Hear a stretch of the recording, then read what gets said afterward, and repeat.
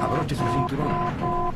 Amigos, estamos experimentando una ligera turbulencia provocada por Godzilla, así que les voy a suplicar se ajusten sus cinturones de seguridad.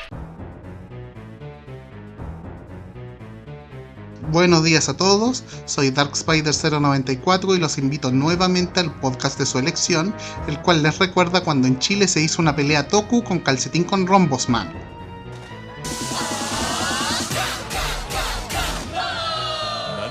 Una de las figuras más conocidas dentro del mundo del anime es Hideaki Anno, animador y director de cine conocido por sus trabajos dentro de Studio Gainax como Gunbuster, Nadia, El secreto de la piedra azul, la adaptación en anime de Karekano, la versión de 2004 de Cutie Honey y por sobre todo una de las obras más influenciales dentro de la animación japonesa y un favorito personal, Neon Genesis Evangelion. Nacido el 22 de mayo de 1960, Anno tuvo una fascinación por la cultura popular, la ciencia ficción y el género del tokusatsu. En particular, se acredita la serie Space Battleship Yamato como la obra que lo inspiró.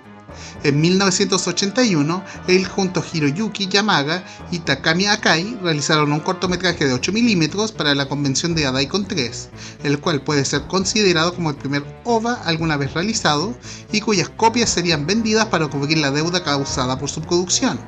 Y es que Daikon 3 es postmodernismo en su máxima expresión, mostrando en 5 minutos a una pequeña niña siendo perseguida por un mecha de la novela Tropa del Espacio, para luego tener en pantalla destructores estelares de la trilogía original de la Guerra de las Galaxias, Godzilla, otros kaijus y más figuras de la cultura popular.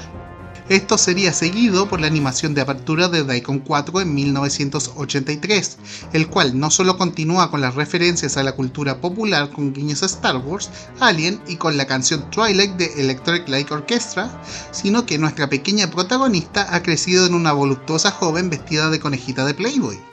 Del grupo original de animadores se aumentaron a 12, presentando nuevamente 5 minutos que celebran sin vergüenza la cultura geek.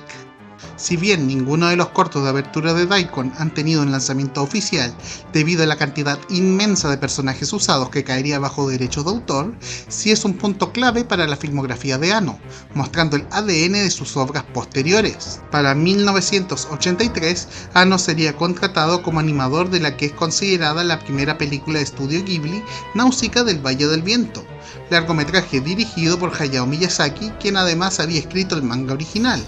En 1984, otra película en la que trabajó, Macross Do You Remember Love, fue estrenada. Sin embargo, no sería sino hasta el 24 de diciembre de 1984 en que se daría inicio a un antes y un después para Anno, Yamaga y Akai con la fundación de Studio Gainax, productora cuyo primer proyecto fue la película Royal Space Force The Wings of Honey Miss en 1987. Además de las obras ya mencionadas como Nadia y Evangelion, Gainax también produjo clásicos modernos como Tengen Toppa Gurren Lagann y Panty Stocking. Por otro lado tenemos al rey de los monstruos, Godzilla. El kaiju dio su primera aparición en las pantallas de cine en 1954 con Gojira, por parte de Toho. Escrita y dirigida por Ichiro Honda, Godzilla es conocida no solo como una pionera dentro del mundo de los efectos especiales, sino que además por dar inicio al género de los monstruos gigantes en el cine. El significado de la película era plasmable para el público japonés, especialmente tras los bombardeos de las bombas atómicas en Hiroshima y Nagasaki al final de la Segunda Guerra Mundial. Temáticamente hablando, Godzilla es la representación del terror a la bomba atómica, y cómo la naturaleza va a vengarse de la humanidad por haberla creado. Los bombardeos no fueron la única fuente de terror para Japón, ya que el barco pesquero Daigo Furyuki Maru fue contaminado por lluvia radioactiva cuando los Estados Unidos probó la bomba de hidrógeno en Bikini Atoll el 1 de marzo de 1954. De por sí, los sobrevivientes de los bombardeos Ojibakucha y sus descendientes sufrieron de profunda discriminación debido a la radiofobia. Dada la temática estando completamente unida al temor hacia la radioactividad, no es de sorprender que las reacciones originales fueran extremadamente mixtas. Algunos consideran la película como un ejercicio en la catarsis, en gran parte producto de la respuesta a las bombas atómicas, con miembros de la audiencia abandonando las funciones entre lágrimas, mientras que otros consideraban a Kaiju como una versión inferior de King Kong y que si bien su diseño era imponente, el monstruo como tal no era visto como un personaje en sí, algo mencionado por el crítico norteamericano Roger Ebert. Es más, varios críticos tacharon a la obra por explotar la tragedia nuclear, argumentos que el mismo Honda lamentó.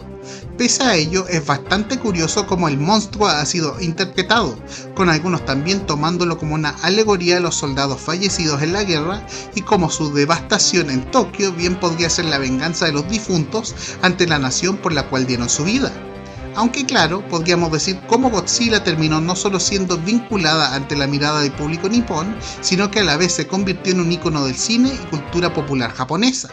Decir que Godzilla se ha transformado en una de las franquicias más fructíferas del mundo es venderlo poco, y es que Toho ha desarrollado un total de 33 películas hasta la fecha, con una actualmente en desarrollo, ediciones localizadas para el público norteamericano, adaptaciones hechas por Estados Unidos como la muy odiada Godzilla de 1998 y la subserie del Monsterverse, en donde el personaje se enfrenta al otro gigante del cine, King Kong. Tanto Marvel como DC han tenido crossovers con el personaje, han habido series de televisión e incluso ha sido referenciado en proyectos como Rugrats en el personaje de Reptar y en los especiales de Noche de Brujas de los Simpsons. Incluso el mismo Steven Spielberg ha mencionado cómo la película sirvió de inspiración para no solo Jurassic Park, sino que también para Tiburón. Digo, hasta existe el sufijo de Sila, que proviene de esta franquicia. Planos del muñeco, fotografías notariadas de ti haciendo el muñeco y un nombre alternativo. Pomposilla. Regresando a Hideaki Anno, durante la década de los 2000, él inició la producción de una nueva adaptación de Neon Genesis Evangelion, siendo ahora una versión fílmica, la cual tomó como inspiración en cómo la franquicia de Gundam había logrado reinventarse en sus diferentes versiones. Para ello, en vez de realizar la producción en Studio Gainax, Anno optó por formar su propia productora de animación en Kara.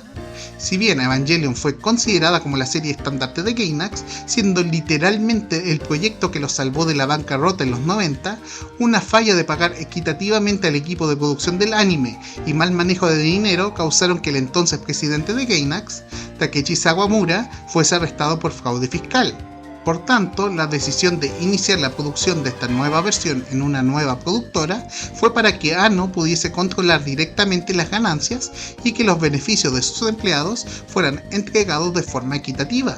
Para ello, Anno renunció formalmente a Gainax en 2007, llevándose los derechos de la franquicia con él, aunque dejando que el estudio se quedara con los derechos de mercadotecnia de la serie original hasta 2014, cuando fueron revertidos a él. Anno efectivamente cortaría lazos con Gainax de forma completa en 2017, no solo porque el estudio no pagó deudas por trabajos anteriores, sino que también por vender algunas de las franquicias en las que Anno trabajó directamente sin el consentimiento de él o de su estudio Kara. El proyecto tomaría forma como Evangelion 1.0 You Are Not Alone, el cual efectivamente es un remake de los primeros 6 episodios de la serie original condensados en una narrativa de hora y media.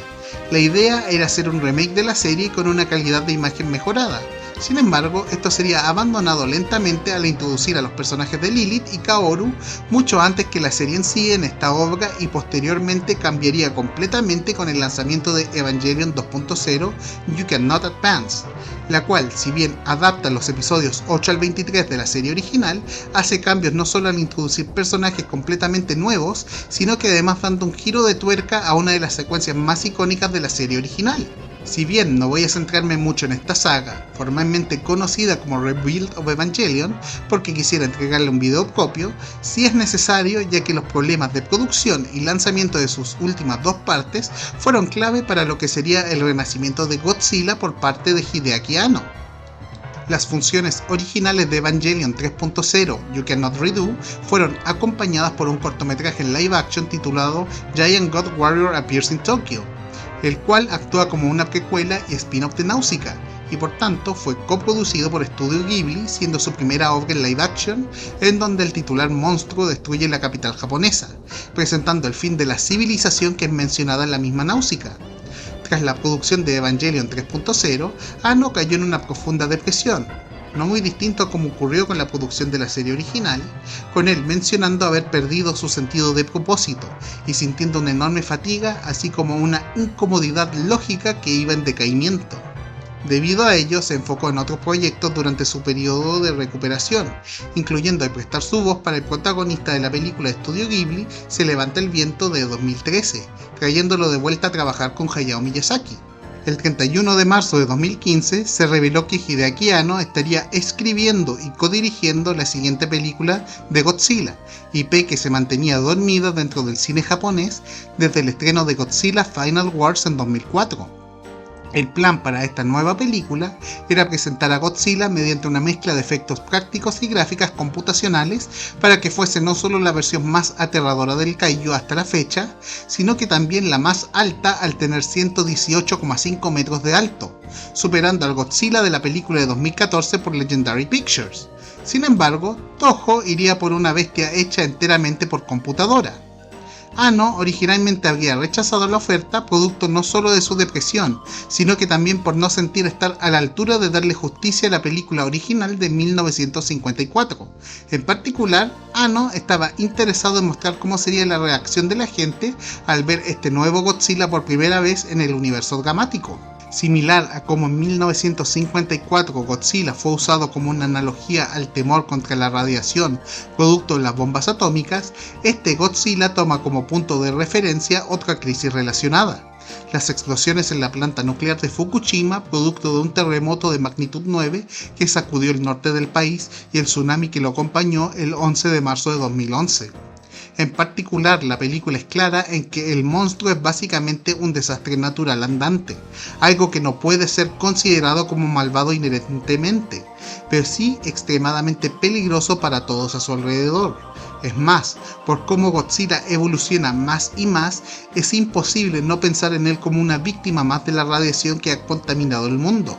expulsando sangre de sus branquias mientras se desplaza o con su misma piel mostrando indicios de quemaduras graves. Es más, la película es explícita en cómo Godzilla se desarrolló al alimentarse de desperdicios nucleares que fueron vertidos en el mar hace décadas, con su mutación siendo una adaptación a este nuevo cambio. La amenaza de Godzilla aquí no es solamente un reptil gigante arrasando con la ciudad, sino que un monstruo que cambia para adaptarse, obligando al gobierno de tratar de mantenerlo a ras antes que la siguiente evolución termine siendo incontenible. Incluso se plantea la idea de que este Godzilla sea indestructible, nuevamente mostrando cómo una consecuencia nuclear no puede desaparecer, sino que la humanidad tendrá que adaptarse a este nuevo cambio y nueva normalidad. Quizás uno de los momentos más icónicos de la obra viene cuando la bestia dispara su super aliento atómico, ataque emblema de la franquicia ahora presentado con melancolía y dolor tras ser bombardeado por un ataque estadounidense. Detalles como la mandíbula inferior de Godzilla dividiéndose en dos para disparar dan muestra de cómo él es otra víctima más del progreso. Además de ello, la película es tajante como crítica hacia la burocracia y el caos político que ocasionaría la llegada de una amenaza como tal de la noche a la mañana, la incapacidad de responder a tiempo, el daño que sufriría la sociedad y todos los pasos tanto nacionales como internacionales para contener esta amenaza. Si bien Godzilla evoluciona constantemente durante el paso de la película, una transformación en particular fue vetada por Toho al considerarla como demasiado diferente a lo que se refiere al kaiju, mostrando cómo una criatura mutaría desde dentro, al punto de llegar a transformarse en una figura semi-humana, no muy distinto a como algunos ángeles en Evangelion mutan. Si bien esto no aparece en el metraje final, sí fue considerado lo suficiente como para tener arte conceptual e incluso un modelo hecho en producción. Sin embargo, se le da una referencia en la película justo al final cuando se hace un plano detalle de la cola del monstruo. Shin Godzilla fue considerada como un éxito rotundo en su país de origen, siendo citada como una obra maestra de cinematografía sin precedentes, mientras aún mantenía un profundo respeto hacia lo que es la franquicia. Es más, Hideaki Anno ha mencionado cómo el proyecto logró ayudarlo a enfrentar su depresión, agradecido que la obra lo ayudó a poder continuar con la producción de Evangelion 3.0 más 1.0 Thrice Upon a Time, la cual finalmente se estrenaría en 2021. Junto con ello, gracias al éxito de esta versión, se dio inicio a una franquicia temática llamada Shin Japan Heroes Universe, entre Toho, Kara, Toei y Tsuburaya Productions, y en la que además de tener de representantes a Shin Godzilla y al EVA 01 de Evangelion, también se unirían las franquicias de Ultraman y Kamen Rider mediante la realización de nuevas adaptaciones fílmicas usando el sufijo de Shin, las cuales serían estrenadas en 2022 y 2023 respectivamente. En lo que respecta a la franquicia de Godzilla, se podría decir que esta película le dio un nuevo aire al Gigante de Toho, dando así inicio a la era Reiwa de la franquicia, la cual trajo consigo el estreno de una trilogía animada entre 2019 a 2021, así como el estreno de Godzilla Minus One en 2023 por motivo de celebrar el entonces próximo 70 aniversario de la franquicia. Considerada como la película más exitosa de Kaiju, Minus One tiene el honor de ganar el premio Oscar por mejores efectos especiales en 2024. De esta versión se espera una secuela próximamente. Por sobre una posible secuela a Shin Godzilla en específico, Toho no ha cerrado las puertas ante la posibilidad, al querer potenciar sus franquicias para que compitan en el ambiente actual, así que aún nos queda más del Rey de los Monstruos para mucho más tiempo. Esperando que les haya gustado este video, me despido atentamente. No olviden de dar like, comentar, suscribir y compartir. Nos vemos. Tenemos que preocuparnos por Mothra y tenemos informes de que tiene dificultades con Gamera y Rodan en este momento. Son ustedes muy amables.